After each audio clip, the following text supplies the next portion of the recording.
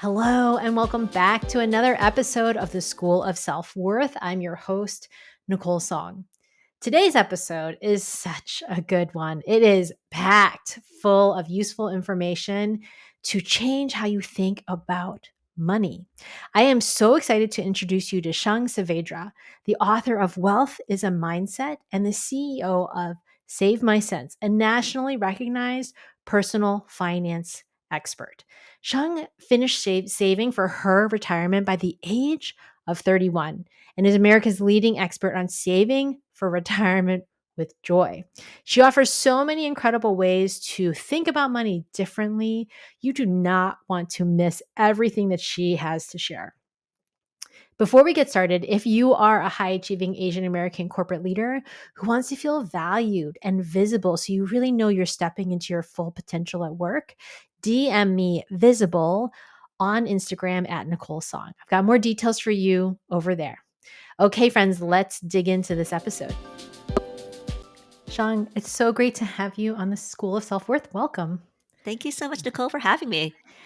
So Shang is an author of the book Wealth is a Mindset. But really what I wanted to start in with you is talking about some of the pieces of how you were raised around money.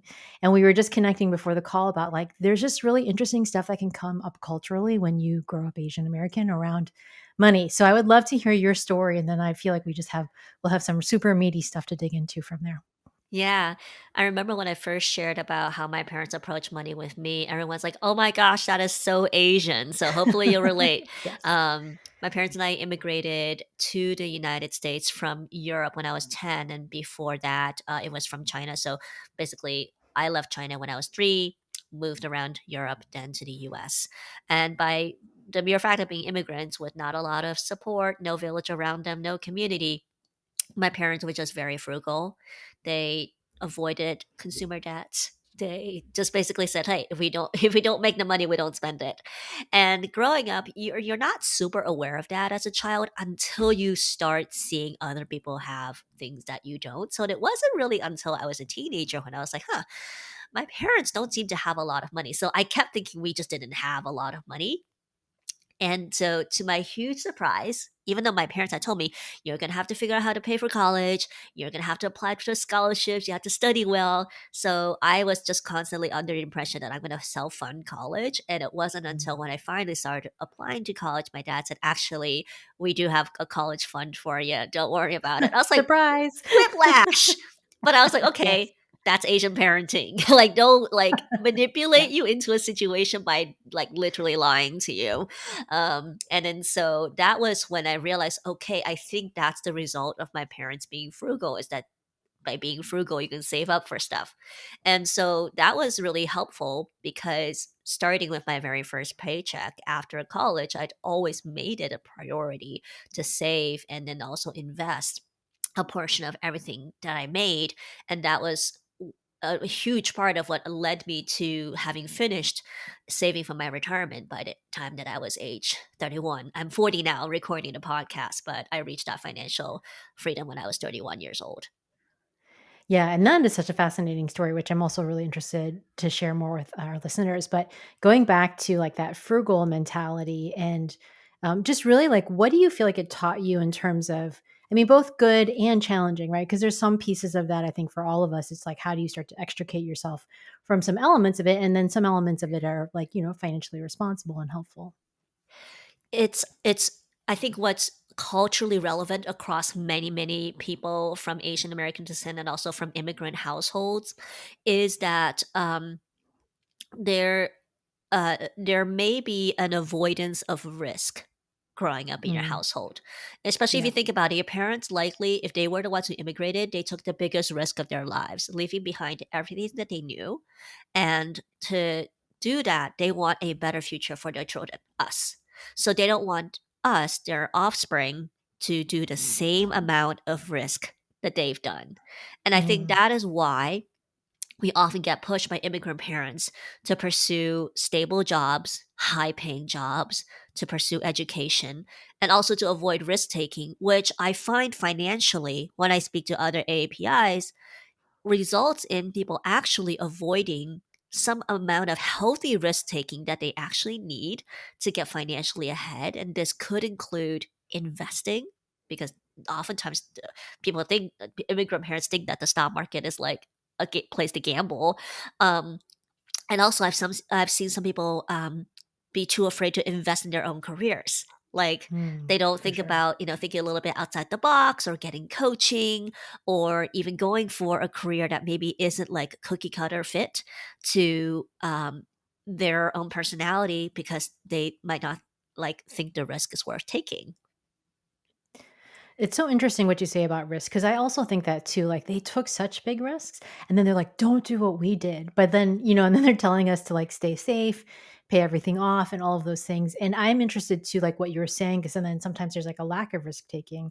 And Yeah. I've seen often with Asian American women, often like a reluctance to invest in themselves in any way because they feel like, oh, no, no, no, all my money, I have to go support my family. I have to like put all the money towards responsible things. And I am not a great choice for investment. And I'm curious how you work through that personally and also how you support women with that one. I think I was very lucky that probably sometime really early in my 20s, I did hear the phrase, you have to invest in your career, probably from a Mhm. multitude of different women that I looked up to. But at that time, I was like, yeah, that means after your work performance reviews, like figure out where you're weak and like find help with that, or, take classes to make that better. That was actually one of the first times when I started looking at just working on my public speaking, because back then I was told that I was very shy in speaking up in meetings. And I also just set aside budget to go to networking events, meet other people in my industry. When I switched industries, when I changed geographies, that became even more important because I was made very well aware early on that it's not applying to jobs that's going to get you that new job. It's all about networking and putting in that social capital. And that got further explained to me in business school. And so thankfully, it was very normalized to me that sometimes you have to put in a lot with the hopes that, it will come back in terms of career growth, income growth, but also understanding that not everything that you do is going to work out. And then Mhm. so if you just try a lot of things when you're younger, then you'll develop a much better, I guess, sense of like what's going to work for you and what's not. And I'm very grateful that before I began having a family, before I began having kids, I gave myself just the maximum flexibility just to take really big risks with my own career. Yeah, I love that. One thing also when you were talking about it, like, learning to invest, I also have been someone who's always like invested in my career and in myself and over time in myself essentially. But I find also the thing that gets me, and I feel like even to this day, it's this constant worry about money. And I think it comes to right, our parents often, like my father, like they're child of war. He came over when he was 18. He had to actually in college send money home because his parents were not doing well at that time, and so there's just this always like no matter how much money we had or didn't have, there's just this constant feeling of worry. And I don't know if it's fully, I mean, I feel like it feels cultural because it feels like it came from his experience when he was young.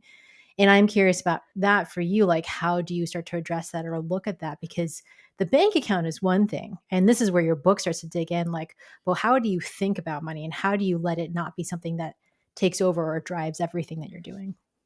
Well, did you know that biologically, trauma actually gets encoded into our body chemistry, and generational trauma often lasts 3 generations? In fact, there was a Mhm. study made where the people found that the stress chemicals that Holocaust survivors experienced during World War II didn't go away until after 2 more generations. So that's how profoundly impactful war, turmoil, economic unrest can be from our parents' generation to us, because they're feeling this trauma where all they've known, or much of what they've known, is uncertainty. So their everyday experience is always be prepared for the unknown, always like think the other shoe is going to drop, right? And then so For sure. when we as children grow up in that, we can adopt that same thing, even though we may have grown up in very, very stable times and there's nothing crazy going on around us. But because our parents keep saying the same thing, we kind of like we absorb those like phrases like, hey, the other shoe's gonna drop, or you're gonna need that money in your mattress, or we're gonna have to move to like, start all over again. So it's very, very difficult to be like, okay, was this just something that I learned from my parents' trauma? Or is this like my actual lived reality that like I am in a really bad situation? And oftentimes when I work with immigrants and AAPIs, I'm just like, okay, your parents' experience is one thing, but let's also kind of like ground ourselves in what's going well for us, because we got to feel positive Mhm. about our current environment. So I'm like, it can be as basic as, do you like the place where you live? Do you feel like it's safe? Do you feel like you are food secure? Do you feel like you have, a reliable car to get to where you go? Like those super basic things. If people have them, I'm like, that's a great start. That's like better than what our parents had. And then we're going to start from there, by grounding yourselves in that kind of like, ooh, okay, I'm bringing myself, I'm recentering, I'm doing well. Then your mind is a lot less in panic mode, and it's a lot less likely to make financial decisions out of a panicking kind of feeling. Yeah, that's such a great description of it. And I did know about, like you said, like that legacy of we have all these things generations back, like in our DNA. And it is fascinating too, because it makes sense on the money perspective as well. Because I feel like my dad, just he spent so much time, and it's interesting because you're like your parents are like you didn't pay for college. My dad went the other way because had such a hard time paying for school and doing scholarships and sending money home. He's like, we're going to make sure you guys are covered, which I feel like was a really great choice that flipped things, and yet there's still, I know, always is like that worry place. And so it's, I don't know, I think money and our relationship with it and our families is like endlessly interesting. Like it's just where Oh you yeah. can discover and dig It's up. the stuff that we're made of, really. It's like Right. it's narrative of our lives. Yeah, completely. Well, I'm curious if you could now share a little bit more about how you made that decision to try to retire by 31. I read the whole thing in the book, but people here have not probably heard it. So I'd love if you could share with us like the decision-making process even that led up to that point. And do you think that was really influenced by cultural things, or if you just sort of independently were like, no, I really want to do that? My original goal, and even now I think about it, I originally just wanted to be rich. Like retiring wasn't in my vocabulary originally. I think driven by my parents encouraging me to do well in school, because they're like, if you do well in school, you can make a lot of money. So I always like Mm. kind of had that relationship in my head.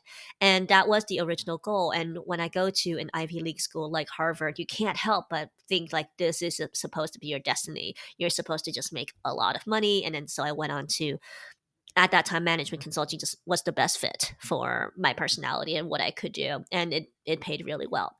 It wasn't until my mid 20s when I landed a very, very toxic job when all that became a question. It's like, okay, Mm. so I went to a fashion company that I describe a little bit in the book, and my bosses, two bosses, were very toxic to me. In fact, the whole company was toxic, and most people can probably guess which company it was. And I was extremely unhappy during that period, and that leaked into my personal life. I was just married, so my marriage was miserable. I was miserable. And that's when my husband kind of brought up the idea of like, well, it's not about getting rich. It's actually about giving your life options, so that if in the future you could be so financially stable that you don't have to be stuck with a job that you really, really hate, or at least you could like explore other things and not be afraid of like being unemployed. And then so that's when I started changing the motivation for my saving and investing, which used to be, okay, let's just, see how much you can make, towards, okay, how much can I invest and grow so that I would never have to be stuck in a toxic work environment ever again. And then eventually that also came with the additional consideration of like, okay, what if you could also just not have to work and be able to focus on the job of being a mother, which we got to later on because we had infertility struggles, and that is a very big shift, because that's not from my Asian American culture at all. Like my dad's still working. He actually works more than I do. Yeah. He's not retired, and so the idea of retiring really young, I think, is just not a concept at all. Even among my friends. So it wasn't until that I discovered this community online that actually promotes early retirement or the flexibility to retire early. I was like, oh, yeah, I guess I'm doing something that's like really niche. So Yeah. had to keep quiet about it for a long time because like why would you tell your employer that you can retire early? That's kind of weird too. And yeah, I didn't really make the decision to fully leave my corporate kind of track until I had my second child, because even with this first kid I wasn't ready. I was like, I can work, I can do it. It was my second child and a lot of things that led up to it where I'm like, okay, I do think I'm ready now, like I should go. The corporate life is not for me at this moment. But this is like a pretty severe in terms of like to be able to retire by 31 requires dramatic cuts that most people might not be interested in making. Isn't that right? Could you share a little bit about like the mentality and the approach to it? Basically, it looked like my husband and I were broke college students living Yeah. in Manhattan. That's what it looked like. Yeah. A huge part was getting super low rent. So at that time, Mhm. we lived in a tiny 420 square foot, one bedroom that was rent stabilized. So we saved thousands compared to our peers. But yeah, the apartment was in terrible shape. But that's part of it. We rarely ate out. I cooked most of our meals, or like sometimes our companies would pay for like working late, so we'll use that to benefit to the best that we could. Obviously, most people don't own cars in Manhattan, but we didn't even Uber or take taxis unless like I was sick or something and couldn't get on a subway. We used we traveled only using credit card points and miles, and like got food from the local grocers when traveling, like didn't eat out, and sometimes even just skipped a destination wedding or two because I was just like, this wedding is too much, it's not in my travel budget. So every aspect of my life, my clothing, my electronics, everything, we were just really really like strict. And then so just to put round numbers to it, in any given year we were able to sock away at least like $100,000 into our investments, Yeah. because of how frugal we were. But that's I think a very accelerated timeline, and also Mhm. a very extreme timeline that I'm not saying that most people need to do this. I'm just saying like if early retirement, if complete work optionality was your goal, then you do have to do really extreme financial things to get there. Yeah, like now that you are years beyond it, I'm sure in certain ways you're probably grateful that you did it. And you think about it and go back like, what was I doing? Like that was so crazy. How did we do that? It's a lot easier to do when you don't have children. I definitely noticed that Mm, now with two kids and a third on the way, there's just some things that I end up paying for. Like we need a larger car to fit everybody. So that's a right. big expense. That's a big one. You need a larger house. There's no way we can fit everybody into 400 square feet anymore. So we rent a larger place. And then obviously the children have constant needs that you need to address. Mhm. But thankfully, because both my husband and I continue to work a little bit beyond, when I turned age 21. It wasn't like, oh, we reached a magical number and then we stopped. Like we didn't have kids at that time, so there was no pressure to stop, right? And I said I didn't stop until after birthing my second kid. We just built up even additional cushion, financial cushion to allow for that. And so these days, I'm like, I'm very grateful for what I did back in my 20s to get to that level. But it's not something that could be easily repeated now with children. If I'm without children, I think I can still do it. But with children, Mm, I just have to accept that costs are higher because there's more mouths to feed in the family. right. So interesting. Well, one of the things I always think about with money in general is like we always have some kind of association with it. And would you say for you, like it was like that work freedom, like I don't have to work, or is there something else around it? Because I think, it's like you said, we were like, oh, I want to be rich. It's like, well, why do you want to be rich? And then what would that experience be like? And what was it for you? Like, was it just the work optional? Was like the family? Like, what would you say for what wealth means to you? For a long time, I had a very skewed sense where and I think a lot of people feel this. It's very hard to not feel this. A lot of people kind of tie their self worth and their net worth together, and I feel like as a whole society we do this, right? Like we talk about celebrities and we talk about CEOs and tech moguls and whatever, and it's often talking about how much money do they make or how much net worth we think they have, even though half of us probably got it wrong. Um, and it's very hard to step away from that and actually say, no, you have intrinsic value, regardless of how much money you make, regardless of how much you have socked away in the bank. And that's the person that you got to work on and love. And that kind of transition is what I started working into my book, where I'm like, I'm not telling people to retire early by 31, but I'm telling you, if you can work on your mental health, which I think is so, so, so important, if you work on your relationship with money and make it less emotional and less trauma informed over time, then wealth will come to you, like both in Mm. like absolute numerical sense, like you'll get more financial wealth, but you'll also just feel more like personal satisfaction because you feel healthier. And I say money's like a knife. If you use it well, it feeds you, but if you use it poorly, it can literally kill you. And I still stand by that analogy because I think it's so true. It's like it just completely depends on how you relate and see the role of money playing in your life. And it's such a challenge because I feel like I've done a lot of work on myself also around like self-worth. Obviously, this podcast, we talk about self-worth all the time. And then Yeah. also how it translates to money.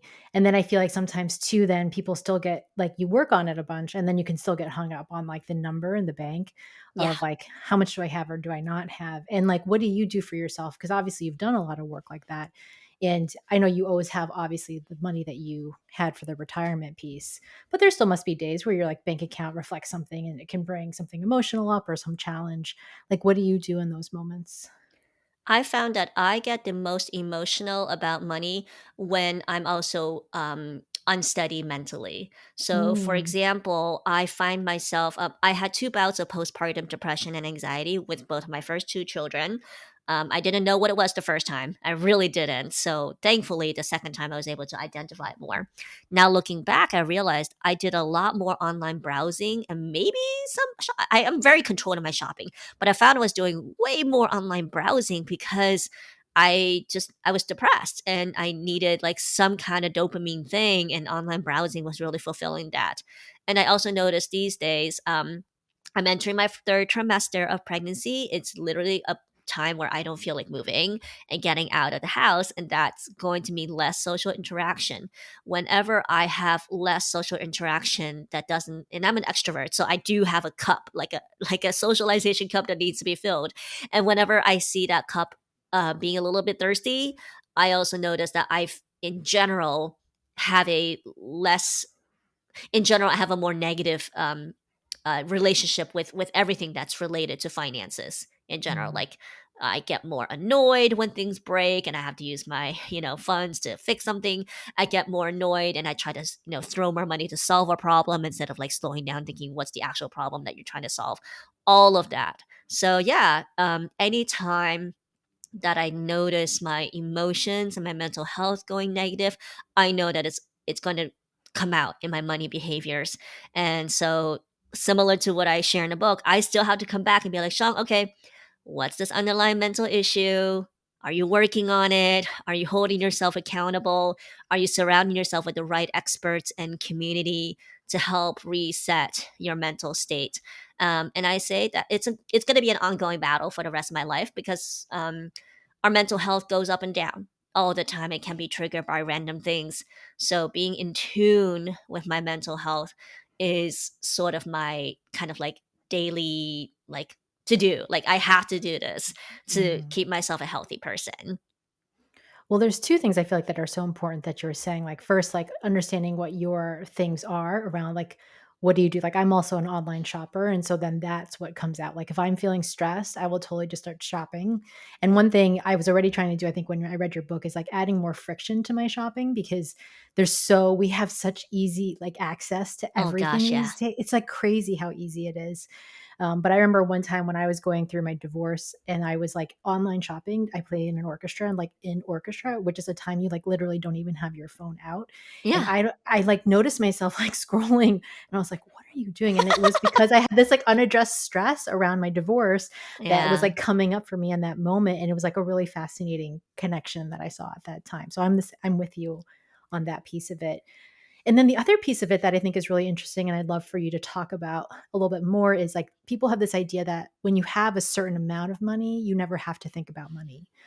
And I always love to be like, well, that's actually not true because I don't think no matter how much money you have to think about it in some fashion, even the Mm. wealthiest people, right? And I'm kind of curious about that for you. If you ever thought that, and you may never have thought that, but how to address that because it's like wealthy or not wealthy, we all have to make decisions, you know? Yeah.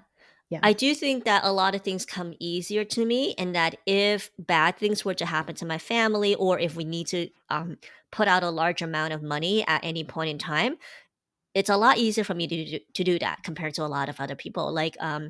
we're going to be buying a larger car this year because of baby number three. We can pay for it in cash. Like, that's not something that everybody can say, oh, I can just buy a car in cash. Like, we Right. can. And it's not even an issue of buying used versus new. We can buy any car that we want within reason. No Lamborghinis. Right. And Right. then, so that has changed. Like, I wouldn't be able to say this 10, 15-ish years ago. But what hasn't changed, and I think this is absolutely human for me to admit, and also a Harvard study, or was it Princeton study, also learned this. People are always naturally gonna want more to feel secure. Like, you can interview Mm, anybody with any amount of net worth, and you ask them the question, hey, at what level of wealth do you feel like you're going to be secure? It doesn't matter how rich you are. Everybody's going to give a number that's like three times higher than like what they even the have today. billionaires? Well, apparently the guy who did the study ran out of people to interview because like a bunch of billionaires were not going to answer his question. They But yeah. wouldn't have to. But up to where he was able to interview, he found that to be true for Yeah. all levels. And the psychological reasoning for this is called hedonic adaptation. um the first time we experience something nice, whoa, we get this like overwhelming sensation. Wow, that is so special. Like Mm. eating out at a fancy restaurant for the first time.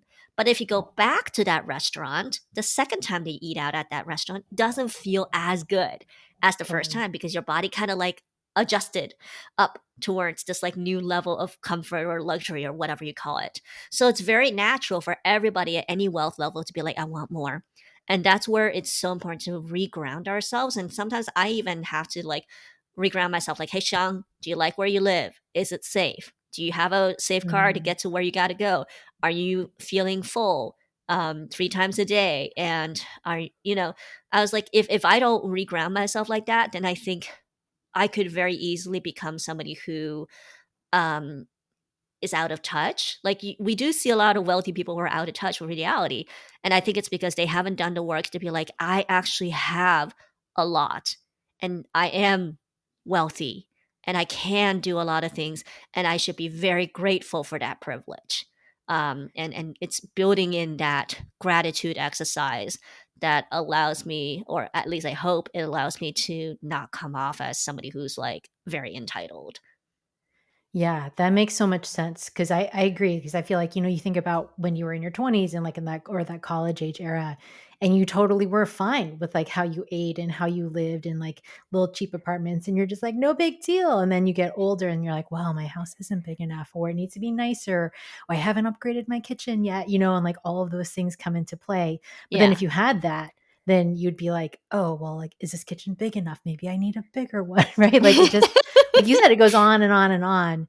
And like, where can we be in the place of like, oh, well, actually, what I have right now is amazing. Yeah. And so, how can I, yeah, be more settled in that? And social media adds to that. That's the problem. Like, It whatever does, you like yeah. to look at, the algorithm's just going to feed you more of it. And then you think that apparently everybody lives that way. I remember like when I was doing research for my very first luxury bag purchase, all I saw for weeks was just like every woman wearing a Birkin online or whatever. But then I'm like, Yeah. but I never actually see that in real life. Where's all this content coming from?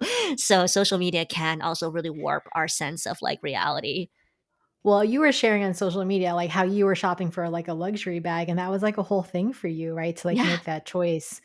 And it's interesting because I had a period too where I think my TikTok was feeding me like the Birkin bag people, and it was like crazy. Like they were like doing these crazy openings, and I was like, who's buying like this much money worth I of handbags? But know. those people do exist, but I don't think I see them. I don't see Yeah. them in the streets of No, Seattle. That's for sure. I don't Yeah, see them either. yeah. And like I loved how for you because like that was an intentional choice. You're like I've never really splurged on a bag, and so I just you wanted to. Mhm, mhm. Yeah, And I think and it's like just for us, that's yeah, okay.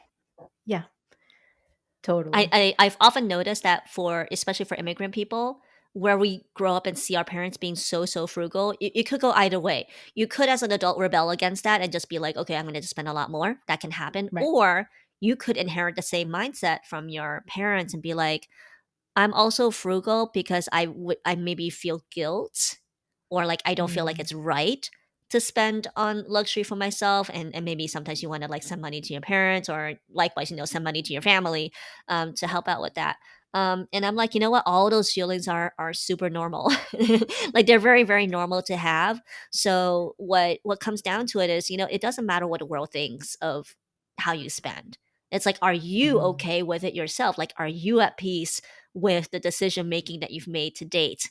And I often tell people, I'm like, if you show me your stack of receipts, and if you show me your calendar, that will tell me where your priorities are, because your receipts show where you spend your money and your calendar tells me where you spend your time. So as long as you feel like your receipts and your calendar align with where your heart wants to be, that's the mhm. best that we can hope for. So everybody has a luxury. Everybody has some form of nice thing that they're going to want to work for. It's just going to show up in different ways for different people.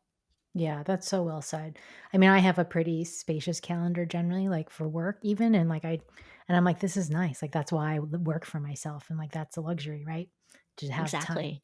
Yeah, for sure. Okay, I have a practical question because I'm curious. Like, what if you have like big expenses? Like, how do you kind of help people with like managing unexpected expenses? Or like, I mean, having a baby is a big expense. I'm also having a Yeah. baby. It's like, what do you do for those kinds of situations and help people with that? Let's talk about unexpected expenses first, because those are Yeah, the ones that catch people most off guard. yeah. And some of these, and I will bring your divorce into play. Like nobody plans to Mhm, get divorced, mhm, so nobody's prepared for like the lawyer fees and also the cost of like living single life again. Like actually, your housing costs go up, and you have to move and get more stuff and all of that. Other more common unexpected things include your car breaking down on you, having an unexpected healthcare bill, and then for many younger people, it's losing their job because of a layoff, which is yeah, such a reality right now in yeah. 2025. And so to the to the best of my ability, if I can catch people, I always tell them, before you do anything financially, create an emergency fund. Even if you have credit card debt, create an emergency fund, because Mhm, the emergency fund is what allows us to break the paycheck to paycheck cycle by having some money there to hopefully cover most, if not all, of your next emergency. Now it does take time to build up those savings, and ideally, I like to push most people towards eventually minimum 3 months of must have expenses, because that's usually like an average unemployment, especially for a beginner career, lasts about 3 months. So I would hate for people to lose their job and then have to end up with credit card debt because of that, because then it becomes a vicious cycle. So unexpected expenses, we start with that emergency fund. Then for expenses that are large but actually somewhat predictable, so mhm. you're always going to have to replace a car every several years. And for most people, I try to say we're going to push that car to 10 years of ownership at least. Um, Everybody's going to have to, go through increasingly more costly healthcare issues over time. I hate to say it, we start all aging. I'm at age 40, so this is where back pain starts to come in, really. Yeah. Um, and if you do plan to have a child, yes, that's a definite permanent step up in your expenses for quite some time.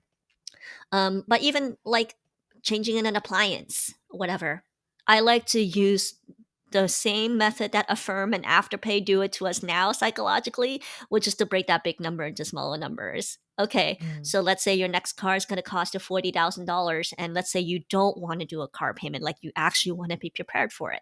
And let's say that you're 8 years from away from that car. So then we know that every year you need to set aside $5,000 for that next car that you're going to buy. And if it's $5,000 a year, you break it down into 12 months, that's less than $500 a month to go towards your next car.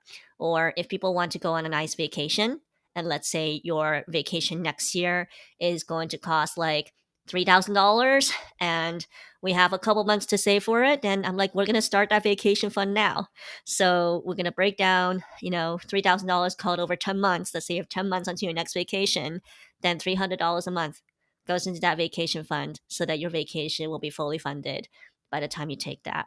And so balancing those behaviors where a large number becomes a small number, and one of the first things that you do is to have an emergency fund, it can help smooth out the pain of these more unpredictable things in life. Very helpful. Yeah, and I think even when you know some of those things, it's like you just need those reminders. You're like, just start breaking it down, put different accounts aside, and put the money aside for that. Yeah. Yeah. Okay, amazing. What would you say? I want to go back a little bit to the mental emotional side of things. And like you said, you check on yourself every day. What would be the first step if you've never really done that before, checked on your mindset around wealth and money, and to how to even like recognize it first? And then what's like the first step to really paying attention to it to help resolve it? Yeah. I actually like to start with a new goal that everybody's always working towards something, right? And oftentimes the goal that you're working towards now is the result of the failure of a previous goal. That's Hmm. an interesting concept, but I've often found that once you're into adulthood, most people set a new goal because something else in their life failed beforehand. They're like, I want to change from that. But what I want you to observe right now is, what are the things that you're saying to yourself whenever you don't achieve your goal, or you're not on your way to achieving that goal? Are the things you're saying to yourself negative, or are the things you're saying to yourself positive? So to give a very real example, I'm coaching somebody who's trying to get out of credit card debt right now.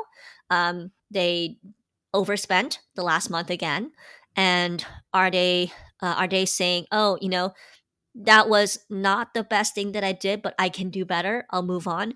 Or are they going to say, that was so bad of me, I'm an awful person, I'm really bad with money, this is never going to end? Because Mm. just replaying your mental like tape to yourself can tell me a lot about where your mindset is. So maybe it's journaling it, maybe it is writing out something, maybe it's sending a voice note to yourself.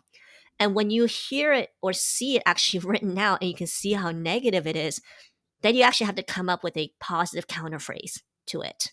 So it's as if you have to create a recipe of positive counterphrases, where every time you catch yourself saying something negative, you're going to pull from your pool of affirmations. So, like for me, when I'm in the doldrums of like raising my young children, I'm like, this is so hard. Then my next phrase will be, but this won't be hard forever. Or like, oh my gosh, I'm really annoyed with my kid for doing blah. I would tell myself, they're really young and they're still learning this thing that feels very basic to you. And so, because we're not always going to have the level of friendships and community and connection where we're going to have, a loving older mother or a fantastic significant other who's going to like affirm us in our weakest moments. We actually have to be our number one cheerleader. And when we can cheer ourselves, then that is actually the best part, because that's how we rewire our brains to feel better. And I talk about the cycle, I call it the trigger action reward cycle in my book, where like you recognize your trigger is negative and your action is to turn it into a positive. Yeah, I love that. It takes like such awareness for that. And so I really love what you're sharing about it because it's like, how do we keep catching ourselves when we do that? Because it's so easy to go into that, like, oh, you're doing like guilt or shame or like just being hard on yourself for anything. And I think in particular, money or kids or any of like the things in life. And how do you just start to get yourself out of it by saying, actually, let's just reframe it and then feel a little bit better that day so you can keep going. Yeah. Yeah, Yeah. such a powerful thing. Well, Shang, it's so good to have you here. Definitely check out her book, Wealth is a Mindset. And then, are you ready for some fast action questions? Awesome. Let's do it. Yeah, they're fun. They're easy. So, what is the last thing you watched on TV? I probably was a Gordon Ramsay cooking show because I love how crazy those cooking shows are.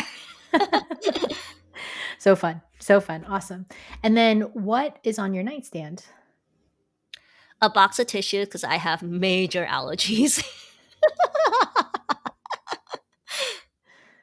Tissues. That's it. Okay. So simple. I love it. You're like, I just have a box of Tissue tissues. is constantly blowing my nose. It's terrible. Our house is like full of tissue boxes. So I totally relate. Okay. And then, when is the last time you tried something new and what was it?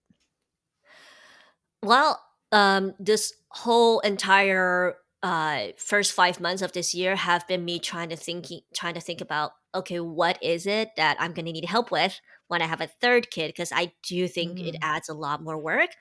So I've actually been experimenting with hiring help for different things, one off, like maybe I hired a task rabbit for something, maybe I hire a babysitter, maybe I buy a meal prep, and just ask myself, hey, which of these do I think it's worth getting help with, and which of these do I want to keep as tasks to myself? Because I've actually found out from many of my mommy friends that it's not necessarily a nanny that you always need. Maybe it's something Mm. else, and figure that out before you, like, fully hire a Put the person. money in for that. Yeah, Yeah. yeah. Yeah. Yeah, I love that. You're just, like, breaking it down. You're like, "Do I really need this or do I not need this?" Yeah, Mhm. amazing. Okay, last one. What are your top 3 most used emojis? The laugh crying emoji, my Mhm. absolute favorite, because Yes. I like laughing at a lot of things in my life, especially laughing at myself, because I think you do need to have humor to get through it. And then the second one is probably the I don't know, the raised hands, I don't know Mm, emoji. Because mhm. sometimes you look at the world, you're like, what the heck is going on? I don't know. It's so absurd.